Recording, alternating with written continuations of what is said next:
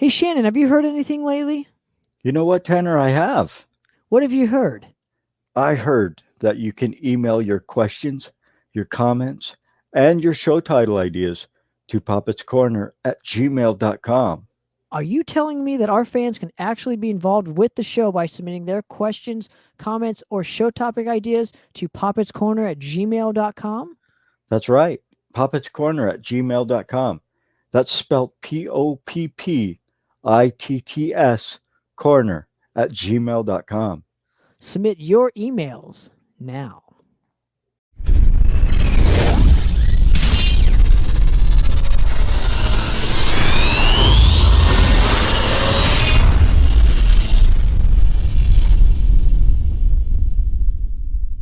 What's going on, everyone? Welcome to another episode of Poppitt's Corner. I'm stoked to be going all the way up to Canada once again, and I'd like to bring on the front man himself, Mr. Tim Tymo of the band Tymo. Tim, how you doing, man? Thanks for coming on and hanging. I truly appreciate a moment of your time. I'm doing great. Thank you for having me. Absolutely, man. Well, so obviously we're here to talk about the Art of a Maniac record, and right off the bat, I noticed a couple of things from the last because I kind of went back and discovered some of your previous stuff, like the Purge and Reset, and of course the Lone Wolf record. Didn't realize you had 3 albums out, and right off the bat, I've noticed that this is just a huge step forward in terms of production and intensity. And I really felt like conceptually this was more. I don't. It just seems more. How would I explain it? You seem more seasoned, I guess, in this. So I'm kind of curious your thinking on the writing process this time around compared to the other two records. I think just gelling more as a band. It was a lot easier this time around. I think we had a bunch of songs left over from Purge and Reset that were like half written and not quite ready. So that was a bit of a head start, but we just knew we wanted to push the boundaries on this one. And I think there was just a hunger this time. And I feel like it really came together well this time. I would say so. I mean, just the intensity alone is it's super in your face the whole time. It's like unrepentantly, it's like relentless. So was that your specific thinking when writing this particular record? Did you want to have something that was just super intense and just not, it didn't, I guess, let up on the gas? Yeah, it was, we were playing shows with like WMD, who we mentioned, and Hazard, and just seeing those guys play, we knew we had to step up our game. Because the only album we had out at the time was Purge and Reset. Not bashing it, but we wanted to write a full-on thrash album, and this was the result. Now, you mentioned a couple bands from that particular scene. I'm just curious, and please educate me a little bit. The scene up in Edmonton, Alberta. So, what is the primarily style, I guess, of metal out there? Is it black metal primarily, thrash, punk rock? What do you guys have in terms of hard rock and metal out in your specific area? Because you can't be an anomaly. There's no way. No, that'd be perfect. We have a lot of death metal, a lot of groove metal. There is a little bit of everything, but mainly death metal. Interesting. So do you primarily play with, I'm assuming, with those kind of bands, or do you regularly get out to play in other parts of Canada, or? We're looking to branch out a little more. So far, we've mainly been in Alberta and Saskatchewan. And luckily, hopefully this year, we're getting out to British Columbia to play some shows. And then after that, we're hoping to get over to Europe at some point. We would have done this a lot sooner, but just COVID getting in everyone's way. So when did this actually get recorded, if you don't mind me asking? It would we actually started right before everything shut down 2 years ago. We started tracking drums right before the whole world went on lockdown. And then some restrictions lifted, and then we finished recording the album, and then we sat on it for like the rest of 2020 and 2021 and took our time mixing it, which was like the only good thing about this pandemic, is we had the extra time to really review it and make sure it was okay. Now, did you hang on to the record just because you were one of those bands that were waiting to see this thing kind of end so you can release it and then Exactly. immediately okay. We wanted to come back to shows, and we actually had a release show planned for February 5th, but an Omicron popped out of nowhere, so we're hoping for May now. But Now, what was the sorry to cut you off, but what was the catalyst to you thinking, okay, with it now it's time to release this finally? near the end of 2021, some restrictions were being lifted, shows were back, um, and it seemed like there was control, like people could live their lives again. And I was kind of waiting just to see how it all go, and it seemed to be going good. So we decided let's do it February because that's enough time to promote it, build it up, and sure enough, with our luck, a new variant had to come out. But oh well, is what it is. Sure. And now I just kind of have to ask I'm gonna go to this particular aspect first. I want to touch upon the album cover. And Okay. I'm I'm just kind of curious. So the title of the album is obviously "The Art of a Maniac," and clearly it's a picture of Bob Ross, like Yeah. mutilated almost. So is Bob Ross a maniac? Is in real life? Is that the whole the whole concept to what this is, or can you just explain your choice in that specific artist on the cover itself? Bob Ross, probably the opposite of a maniac. He's the calmest guy ever. We knew we wanted to call the album "The Art of a Maniac" after the song, of course, and we were talking about it. And as soon as we mentioned the word art, Bob Ross came to mind, and we just said, "Hey, how about we have like a messed up looking Bob Ross in front of a post-apocalyptic world? It'd be kind of a nice contrast. Like happy little mistakes, the world's ended. There's destruction going on all around him, but he's just painting a picture." And fun fact, that UFO wasn't originally there. We decided after we had the artwork to add the UFO in because we seem to have a theme about aliens. That was actually our drummer's idea, Mark. He's like, "Why don't we have a UFO?" And it was like, "Oh, let's add it." I love it. So the concept to me, and you can tell me if I'm wrong here, but to me, when I looked at this, for one, I was like, "What the fuck is this?" Because I'm going to be completely honest with you, because I'm an honest journalist myself. So, That's but perfect. the other thing that I got looked into it a little bit further, it was like kind of like an oxymoron because here he is kind of painting what he wants the world to look like, and the world is like being destroyed around him. So it's kind of like an oxymoron, as in like this is what the world should look like. Now, am I wrong in my assessment of just the overall concept to this, or is this just one interpretation? Or Just one interpretation. Um, we didn't really dive too into the concept. Like as time goes on, we're realizing, wow, this actually means a lot of things. We kind of looked at it from a humor standpoint, just like, oh, it'd be funny if Bob Ross is in the middle of this destroyed world and just have him painting. And Andre Buzikov, who painted the picture, he really brought it to life. But yeah, like more people I've been talking to, they're like, I'm hearing a lot of amazing concepts. And to be honest with you, I wish we did have those concepts originally. We kind of just thought, like, yeah, Bob Ross. It was really, yeah, kind of just thrown together. But I love it. Maybe that you might have to just lie to people and just say, "Yo, no, that was the concept," So maybe it'll depend on what mood we're in that day. But I had to be honest today. exactly. Well, you and me both, my friend. Now, I'm kind of curious because you mentioned Andre, and I'm just curious, whose album cover inspired you to want to use him for yours? I'm sure he's done. I mean, hundreds of album covers out there. So I'm just kind of curious what bands of his kind of inspired you to be like, "Oh, we want that guy to do ours." Oh, like a lot of threat, like Municipal Waste, Iron Reagan, um, Cannabis Corpse. That's another one. There's so many bands. We just wanted that thrash metal looking artwork, and we really loved his work and thought it was worth a shot to send him an email. We are hoping to hear a reply back from him. Sure enough, he replied, and got to work with him because I guessing he's probably really busy. Sure. I from the looks of it, absolutely. Now there's a track on the record I want to get more information on. It's I'm just kind of curious who Roy Parson is, and what is the Roy Parson Project. So I'm just kind of curious what he accomplished in his life that would made it so significant for you guys to want to write about it? Do you watch Rick and Morty? I don't. Okay.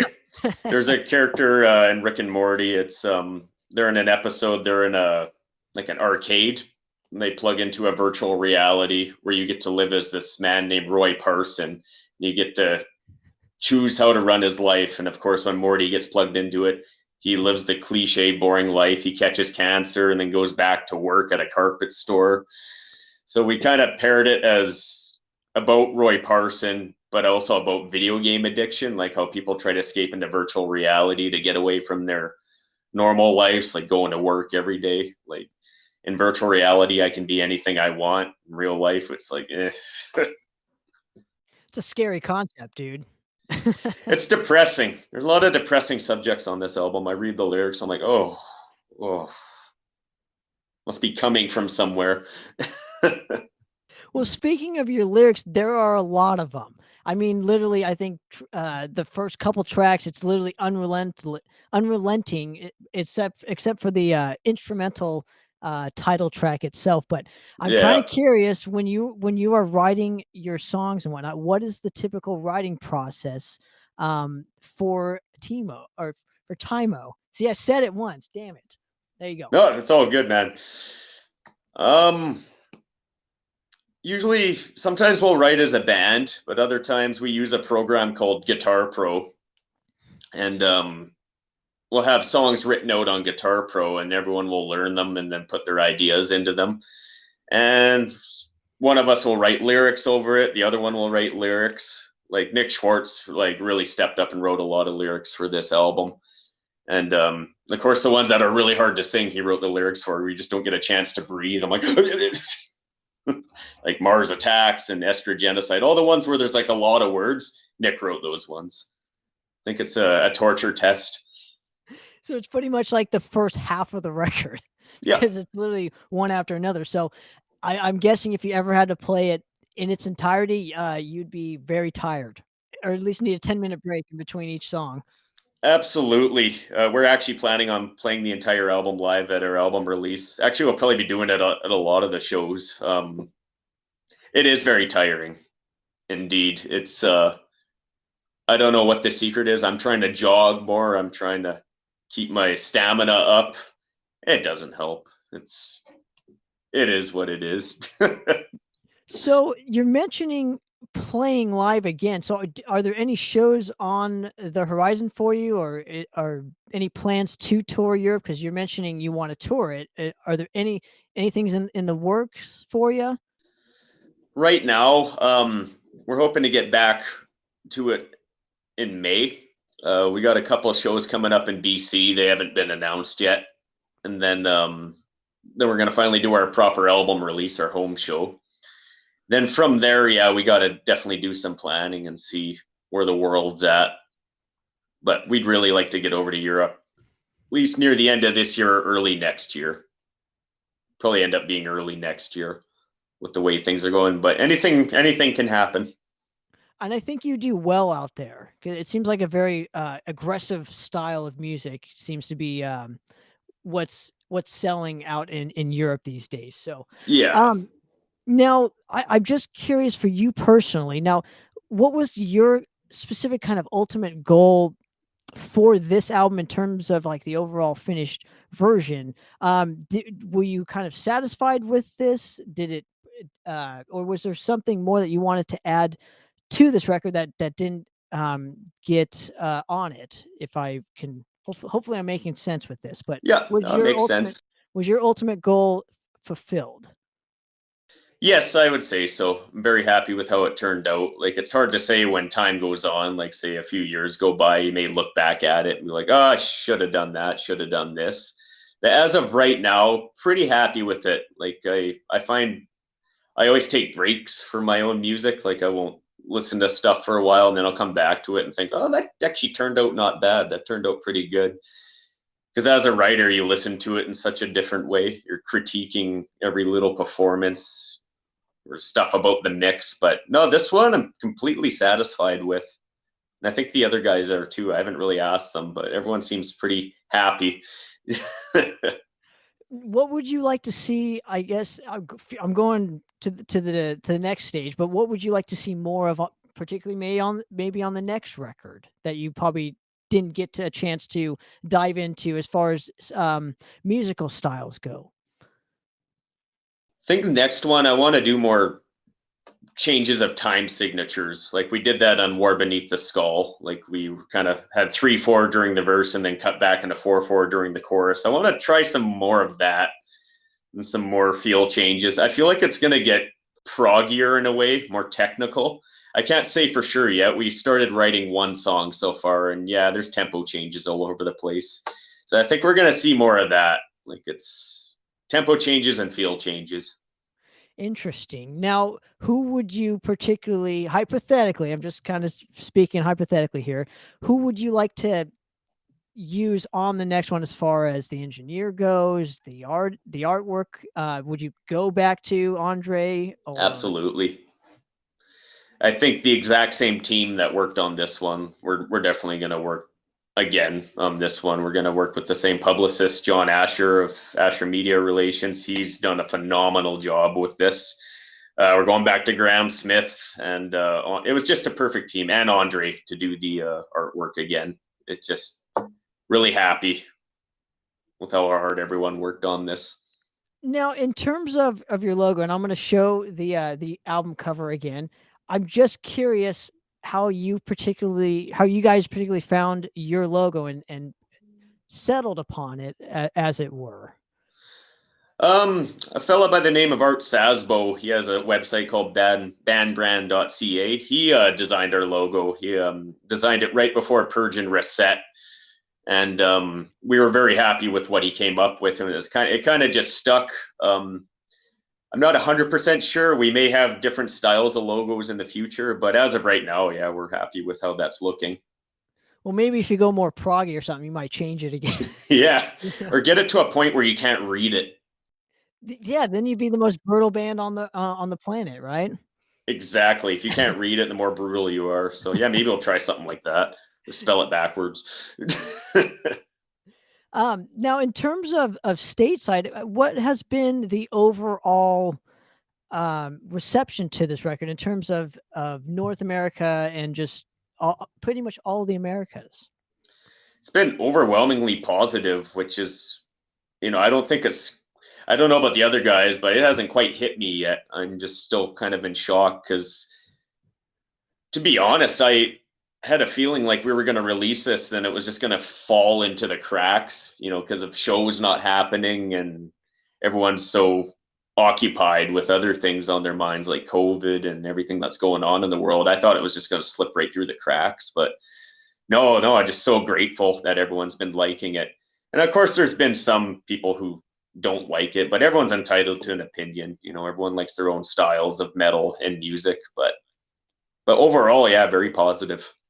It's interesting that obviously that you'd have some kind of negative feedback. Obviously, it means you're doing something right. Just gonna throw that out there. But this album is very aggressive. It kind of reminds me of the 2011, 12, that whole new wave of thrash metal era. I think if this came out then, it would have been even bigger, to be honest with you. Do you know what I mean? Yeah. Because that whole aggressive style was, you can probably remember this as well as I can, but that style was kind of massive during the late 10s, or the late 2000s, early 10s, as it were. But just wanted to throw that out there. Yeah, that's when the Big Four reunited, and I think that maybe kind of birthed a resurgence of thrash metal. And I feel like thrash metal was always there and very popular, but I just remember, especially when the Big Four reunited in Sofia, Bulgaria, there was just this huge. Everyone was so stoked. Well, I would almost disagree with you, and I'm going to tell you why. So there was a show, obviously, in 2001 called Clash of the Titans, which brought back. It was because Chuck Billy and Chuck Schuldiner had cancer, so they had a show in the Bay Area that had all these legendary thrash metal bands like Violence play for the first time in years. So I think that was probably the catalyst, and then obviously you had Thrasher de Mayos happening in the Yeah. gosh darn it, the mid 2000s. So I think with that, and then obviously that got the ball rolling for the big four, and then, it kind of went away. And now we have this traditional heavy metal style. If you can, Yeah. who knew it would be going backwards in time, Yeah. It's like records are back, cassettes are back. Like it's awesome. I'm all for it, but it's just still kind of shocking. Like I even remember the 1990s when I was a kid. Like I wanted a turntable, and my parents were like, "Why? If you have a CD player." And you had to go to a pawn shop to find a turntable, and God forbid the needle was good, or you'd be shopping everywhere for a needle. And now you can get them at Walmart. it's mind blowing. It is really amazing. And so you're mentioning cassettes and CDs and whatnot. And you guys are, and correct me if I'm wrong here, but you guys are primarily an independent act. You're not signed to a particular label. So I'm curious how you've met the demand in terms of physical media for this particular record. It's been tough. Like CDs are the main one that we released, and we sold out. So we're printing more, trying to get those into everyone's hands. Cassettes we're gonna do next. We looked into vinyl, but vinyl is so expensive right now. Like we're looking into some distribution deals that we can possibly get to get some vinyl printed. If a label would be willing to go half and we pay half, or they're willing to cover it. But as of right now, we're going to focus on CDs and cassettes and hopefully see where this vinyl thing goes. Because from what I heard, there's a shortage right now, and everyone's racking up their prices, which makes sense. But well, there's also a 6 to 8 month delay on factories as well. So you're going to be waiting a long time. exactly. So might just have to wait and see how this vinyl thing plays out. But yeah. So I'm generally curious with, and lastly, I want to thank you very much again for giving me a few minutes of your time to do this. Yeah, no problem. Hopefully we'll bring you back on the show on the next round and talk some more shit and hang out. But, where's is the best place to support you guys? Are you guys on Bandcamp? Are you guys on, go ahead. Probably Bandcamp. You can actually reach all these sites through our official website, www.tymo.ca. And you can access our Bandcamp through there. We use it as our store. It is such a user-friendly tool. We figured if it ain't broke, why fix it? So you can access that through there. And then you can access all of our social media pages, such as Facebook, Instagram, Twitter, YouTube. We have all the links in there. And obviously nobody's going to fault you for the shipping costs, right? No, trust me, I'm bummed about the shipping costs too. I can't believe how expensive it is. Like I wish I could just waive the shipping costs and like, here, thank you for supporting my music. Here is the CD just as is. But yeah, it's almost like you wish everybody was at the shows. That way they can just purchase it right there. Yeah, exactly. It's just crazy how expensive everything is lately. It is. I'm hoping. Hopefully it'll go down, and hopefully we'll see you guys on the road here. Now, thank you so much again for giving, like I said, a couple minutes of your time, man. It means so much. No, thank you so much for having me. It's been an awesome talk. Absolutely, man. And I look forward to doing many more. But for another episode of Poppitt's Corner, guys, we're out of here. Cheers.